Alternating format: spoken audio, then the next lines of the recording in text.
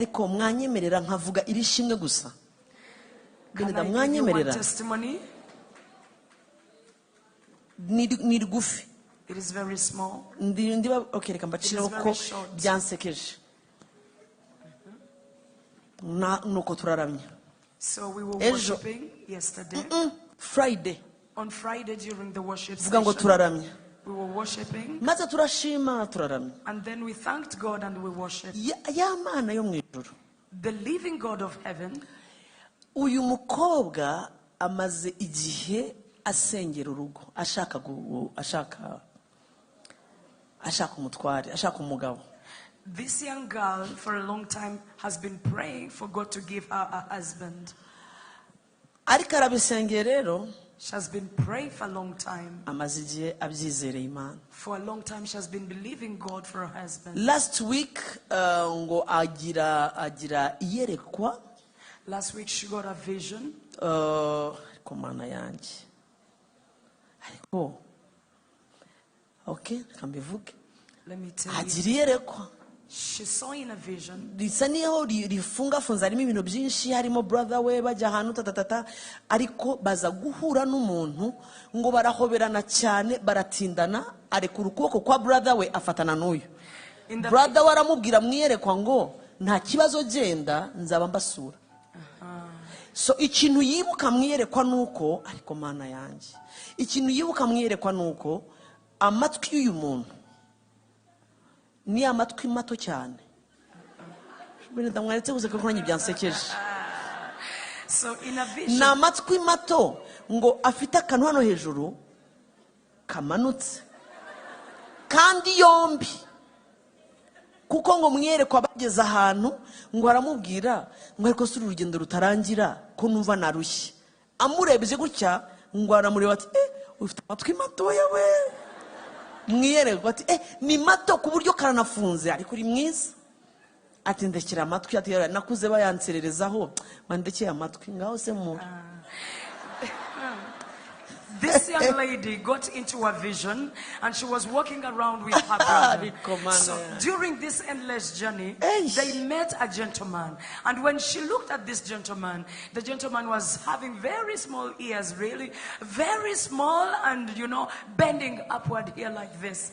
And so she looked at this young man and said, you are handsome, but you have very small ears. And he said, don't you worry. When I was growing up, people made fun of me because of these ears. But then the brother said, because this lady went to hug this person, as she was hugging this person, the brother said, it's okay, you can follow him. I'll be coming to visit you. I want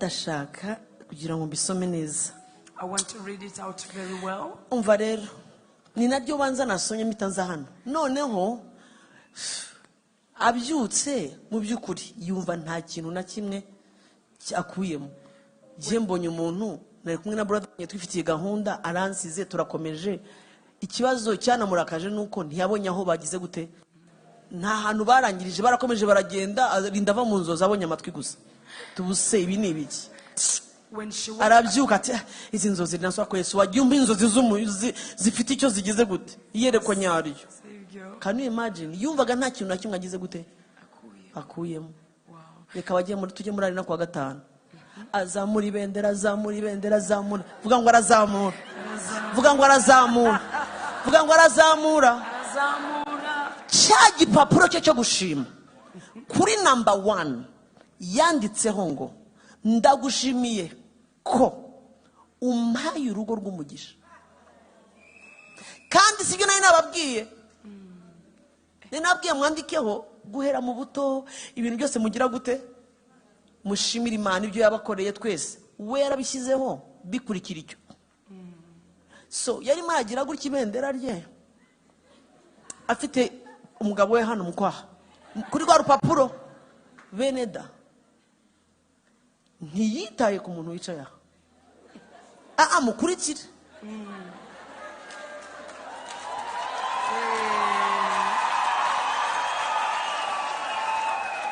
Mbarizo ukwegereye wabararegereza umuntu mwari mwicaranyeje wowe uraho tu. So this is what happened. Wait, I finish. Wait. Beneda byari ibintu numva nkavuga ngo ubanza ariko ari bya bindi Imana atubwiye ngo amatwa azancura rero. Twarinze tugeza kwa gatanu amasaha yo gutaha, usibye kumureba akamubwira ati yabo icyo tuvuze nyine bwira uwo mwicaranye akamubwira ati nibyo, ahasigaye akamwicisha icyokera amukubita amabendera. Gitangaza bibaye nimjoro yari yatumye ikintu cyo kunywa, hari abantu ngo barimo baracamo beneda, uyu abona uyu ntaguze kandi birirwanye, aramubwira wafashe ikintu cyo kunywa. Yamubwiye ngo nabonaga warushye kuko akaboko nikavaga hejuru, ariko mwamvugiye ngo Imana amugurira icyo kunywa. Interpret mama, amuguriye icyo kunywa, undi aravuga ati sahu nkuye n'agatike pastor yarasigaranye akamucyura, aragura icyo kunywa kiguriye. Abonye bamukubise kaji arafata, abona muhaye n'amazi byomba, arafata ashyira ati n'iki uragikoze mana, arongera arazamu. So this lady came to the BK arena. Of course, when she woke up from the dream, she would not get the interpretation of the dream because she saw these are normal things. I'm walking with my brother, I'm hugging someone, this person is only having small ears, and then the journey is endless. Okay, it doesn't mean anything to me. Therefore, she comes to the BK arena and she was seated to someone, closest to someone since morning, and she was having this paper where we wrote our testimonies of what the Lord had done. But for her, number one, she said, Lord, I thank you for you have given me a happy marriage, and then the rest followed. And she was having her banner from morning. You know how we say, turn your neighbor. She would turn to the neighbor and say, hallelujah, yeah, God is good. And she is not even looking at what kind of person she's next to. So along the way, you know, there are people that were serving some coffee and juice and water. As they were serving, this brother was touched by how everyone is buying and the person next to him is not able to buy something, because in the real case the lady only had transport back home. So the brother bought water and bought Fanta juice, okay, and bought juice and bought for her, and she said, okay, hallelujah, God has done this also. When you're still there, my question is, why is he touched to buy juice for someone here and not someone here? So ngo yabonaga gusa ngo yarushye ngo yatinze ngo icaraga ntiyicare ngo kandi akabona n'umunyamwuka cyane ngo yasenze cyane, icyo gusa nicyo bagurira ji. So the brother was feeling like, okay, this lady is very tired because since morning she's very active and waving and she's very spiritual. So that is what moved him to buy juice and water. Beneda, nituvuze ngo dutahe. So when we say let's go home, you know how people get out. The lady sat, and the boy had backed far. Aravuga ngo reka baretse abantu babanze bagire gute ariko mwankurikiye ko nafashijwe. And he said, I will allow people to first go so that I don't get caught up in jam. Interpret well. The lady sat. Of course she was tired because she had done a lot of work. The gentleman also had backed far. And he said, there are so many people that are getting out. Let me wait a little bit. Urabonako ngukawera was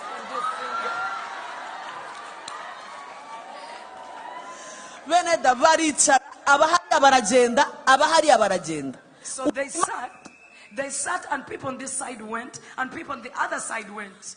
Uyu mu mutima w'umukobwa arimo aribwira ngo ubu ndasanga moto he noneho ahita agira ubunebwe. N'uyu nawe ati naparitse kure ubu ngiye kugenda nca mu bantu nca mu baguma bicaye. So the lady was thinking, where am I going to get the motorbike? And the gentleman was also thinking, let me wait for these people to go. And so all of them remained sitting. Mu gihe bicaye, as they were still sitting, umugabo yari muri telefone ariko sinzi ukuntu byagenze ngo arebe umukobwa. The gentleman was doing things in his phone, but suddenly he looked at the lady. Benida, ngwamubonye. And when he saw her, yumva ikintu ariko ntiyagiha imbaraga cyane kuko ni fast ntiyagiha ikintu cyane kandi n'umukozi w'Imana ariko kiramuhonda nyine ariko uyu ni umuntu birirwanye ndimo ndasubiramo inkuru bampaye. Now so when this man looked at the lady, he felt something in him, but because it's first sight, there is nothing he can do about it. Uko yagize ubunebwe niko n'uyu yagize ubunebwe. So abantu bamaze ngo kugabanuka ngo biyize ukuntu umukobwa afata akantu ke agashakoshi ke amazi yari yamazemo akerura akajikiwe. Agiye kugenda aramureba amubwira ati God bless you. Mujye musezera. So as people were busy getting out, the lady got her juice, the lady got her water and her bag, and she turned to the gentleman and said, God bless you. My advice to you is that before you go, learn how to say God bless you to the person sitting next to you. Please, discipline. Bless you more. And another one said, bless you more.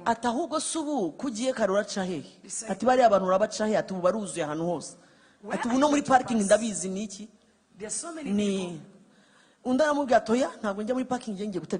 So the lady said, I'm not going to the parking lot. I'm going to find a motorbike.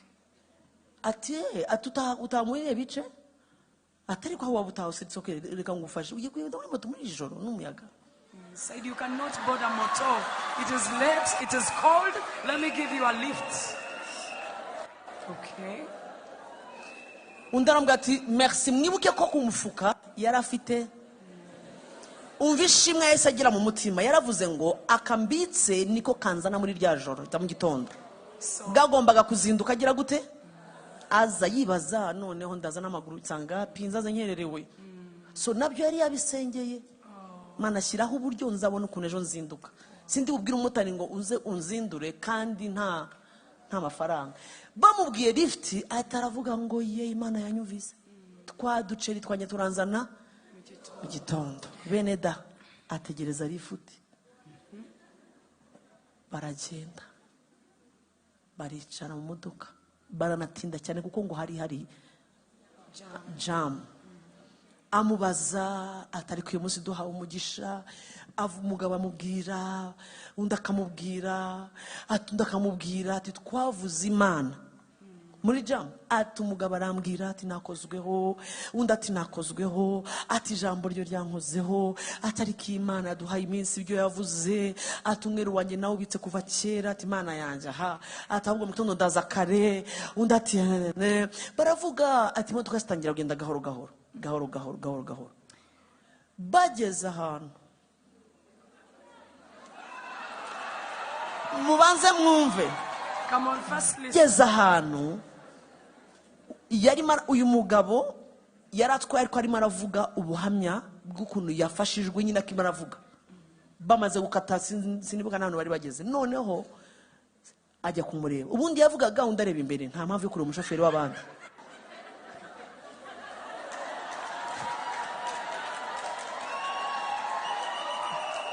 now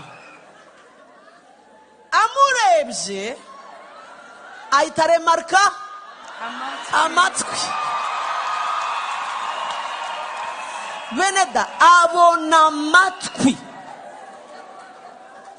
arikanga cyane ngo yumva ni nk'ikintu kimukubise mu mutima kuko yabonye kaga ngo ni amatwi yasobanura ngo ni nka y'abantu bose ariko ngo aha hejuru kaba gahinnye murayamenye mwebwe ngo hari abantu bayafite so yaramurebye avuze ubuhamya aramubwira ati kuko yatwaye ntabwo arimo arabona ko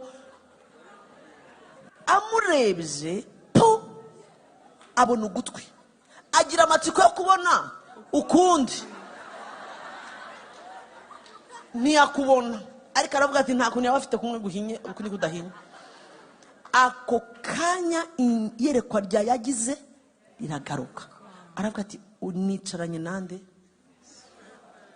ararumira baragenda umugabo akomeza mu buhamya atangira kumubwira ibyanditswe byinshi amubwira ngo ujye kuko umukobwa yageze ahantu amubwira ati n'ubu ni ubuhamya nari nibitse agatike kangarura mu gitondo ati yo reka ngutere inkunga naciye mu buzima bukomeye nanjye so yahereye aho amutera inkunga ngo ati nta kintu Imana itagira gute itakora amubwira uburyo yatangiye business amubwira uburyo Imana yamukuye ahantu habi cyane yigeze ngo kurwara ngo amubwira ubuhamya bwinshi akorwa so niko yahindukiye abona agatwi arakabika mu mutima barakomeza bageze aho agiye kumudepoza nibwo yamurebye umusore aramubwira ati nagaruka kugufata muri icyo gicuku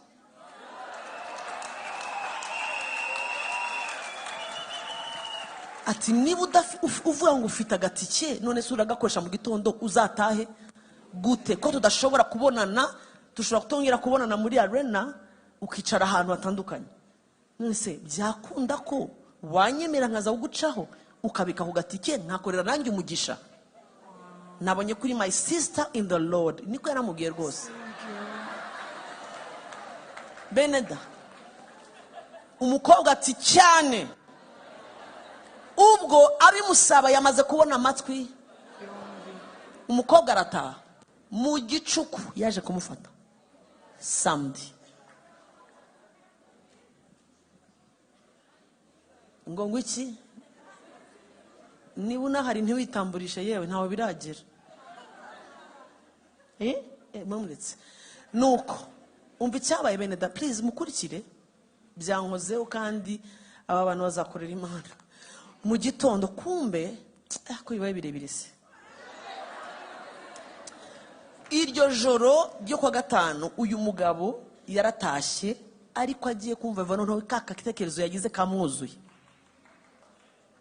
kuko urumva uyu yagiye amuha ubuhamya bituma bavuga ibintu byinshi akomeza avuga ati yes nanjye navuye kure nanjye ngeza uko bavuga batanga ubuhamya barimo baramenyana mu magambo make so mu gitondo aje kumufata yari byamaze kuzura bageze kuri arena ngo dwa ntiyongeye kumurekura arambwira ati turinjira hamwe ati amafaranga uyabike ndaza gutahana nimugoroba barabapima barinjira barimo baraza kwinjira nyine ngo binjire muri arena umugabo yumva biramuzuye aramubwira atari ko tutarinjira hari umuntu ufite Beneda buriya abakobwa muzajye muba expensive yamaze kubona amatwi ariko still yigize arambwira ati umuntu ngiye mfite abantu umuntu ati ndavuga no umuntu muzarwubakana ko maze igihe senga cyane kandi iri joro ibintu byabaye mu modoka ndumva ufite ibintu byose numva nasabye Imana nkurikije ntitaye ko nta kuntu umeze financièrement ko ndazi ko ibintu biza atari ko ibintu twagiye tuvugana sinzi ukuntu numvise kandi utagira ngo ndumufere cyangwa ndumufake man sinzi ukuntu iri joro ryambereye ati rero umpa amahirwe basi niba utanabishaka nze kongera ngo ucyure iyo tike yawe uzayikoresha undi munsi umukobwa arareba udutwi sorry umukobwa areba amatwi barakomeza barinjira Beneda ejo mbega umunsi wose bari bicaranye bwira mwene so ngo Imana igize gute noneho akagura ibyo kunywa akamuha urumva ko ubushuti bwari bwagize gute ninjoro uvuga ngo bataha nibwo umukobwa yamubwiye amatwi ngo yagiye kumva yumva ntibivamo arambwira ati who are you ati this and this happened ndamubwira ati yo nari nacecetse nanze kukubwira byose you are my wife ati I swear ati ndabimenye neza you ati buriya nagize conviction atumva rero ati ikimenyetso cya mbere urara w'igitondo urabibwira pastor ati ntabwo njya nkorera ibintu mu mwijima turabibwira pastor agenda bisengere. Ati Amatwi saya hari undi wayabonanye hariya muri arena. Atubwire pastor bikiri maguru make yavuba abimenye hanyuma bisengere. Hanyuma nakubwira iki, nariteguye ku buryo najyaga mbwira Imana ngo niba uhora uvuga ukabwira abantu giye uzavuguzanyira ko tuzabana. Ntabwo nzikubita ku bibambasi, nararushye ndi umwana mbona udufaranga ndushye. Yaciye mu buzima ngo bukomeye. Ati ntabwo nzihonda ku bibambasi nkanura amaso, niba ujya uyobora uzanyobore. Ati rero my sister yanyoboye, ndumubwire pastor ndi ready ku buryo nabisengera Imana. Ati wa ati Imana twe yatubwiye nawe mubwiye. Ati kandi ntamubwiye nawe tujye nawe mwemeze. Hanyuma ndi ready ku buryo ubu nubwo wambwira ngo nze nsabe ko gatandatu. Ati narayabitse. Ati ntubona ko ntarakumenya ibizagenda umenye iwacu umenye iki bizaza kuko iyo mu ijuru iyo ya. Ati bibintu ati ndakurahiye n'Imana. Ati ndayibonye. Okay, yakuranye ibikomere kubera ibintu byinshi bitandukanye, ingo zitandukanye mbi yagiye abona. Atariko Imana yanyemera. Bene Amatwi yakoze akazi. Ariko my question, niki Imana yabicaje hamwe gute? Je nagiye mu operation maremare. Ni gute bagize gute? Bicaye hamwe. Uyu amaze iminsi asenga, uyu amaze iminsi asenga. Uyu yabizanye ku rupapuro kuri numero 1 nicyo yashyizeho. Bivuze ngo si ikintu yasengeye muri arena tugiye guramya. Yaragi fite. None se abicaza ko batabazi ninde wari maricaza yabicaje ate? Iyo operation yakozwe nande?